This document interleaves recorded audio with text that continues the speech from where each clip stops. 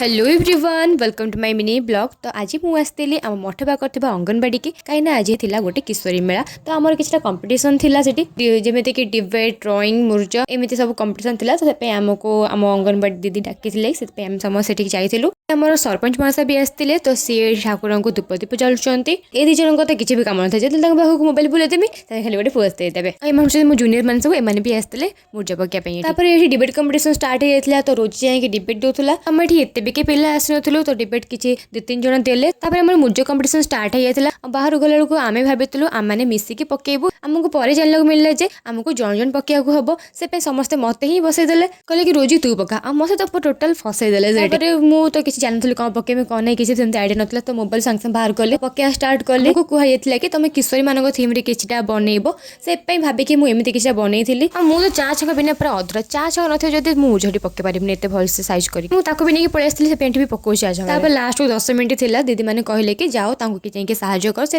पूजा गोटी आसी जाओ से लास्ट टी मत हेल्प करदे ना मुझे टोटाल भी सारी पार ना। बहुत समय मेहनत पर आमर फाइनाल सरीगला। तो यहाँ तार final result Beti Bachao Beti Padhao safe girl किशोरी मेला 2026 सब किसी गला आपण मैंने निहाती भाव में कमेंट जनइबे आपण मानक केमी लगुच। आने भी किसी जन पकाउले सेपटे भी मुझे देखी दूसरी एपटे आम सर सारापर आम हाथर अवस्था आप देखिपे केमी मोर फास्ट सेकेंड थर्ड सब बचा सारा पर गोटे छोट रैलीटे होता जो मोर देखा संगीता सहित मत ये भी गोटे धरई देते आम से किसी स्लोगान थी कहवाई। आम से कही जाऊँ जमी